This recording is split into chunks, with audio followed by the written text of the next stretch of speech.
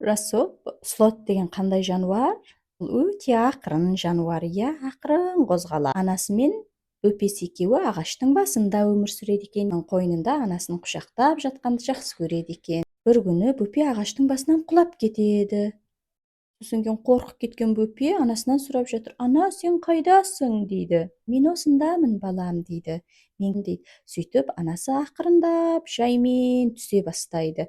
Бір слот деген жануар өте ақырын, иә. Сосын кейін бөпе жоғары қарай, ағаштың басына қарай қарайды, бірақ анасы әлі жоқ. Қорқып кетіп: ана, қайдасың? Мен сені көрмей тұрмын деп тағы да сұрайды анасына. Дейді, айға қарай, айға қарасаң мені көресің дейді.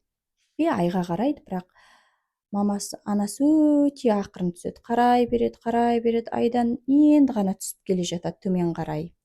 Анасынан сұрайды: ана, жақындадың ба дейді. Анасы айтады: мен жақындап қалдым, мен сенің жаныңдағы гүлдердің иісін сезіп тұрмын дейді. Содан кейін бала қорықпай жанына қараса, шынымен әдемі гүлдер бар екен. Олардың әдемі иістерін сезеді, иіскейді. Анасы сосын кейін ақырын түсіп келе жатыр. Сосын баласы тағы да сұрайды: ана, жақындадың ба дейді.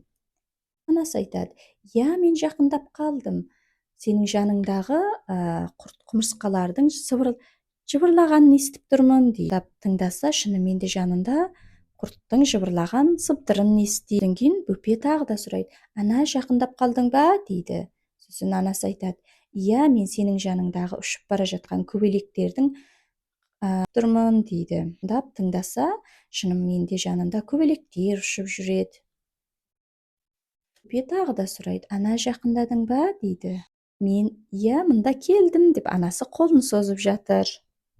Анасын құшақтаған кезде оның айналасындағы әлем түрлі түске еніп әдемі болып кетеді екен. Сөйтіп анасы баласын құшақтап жоғарыға үйіне кетеді.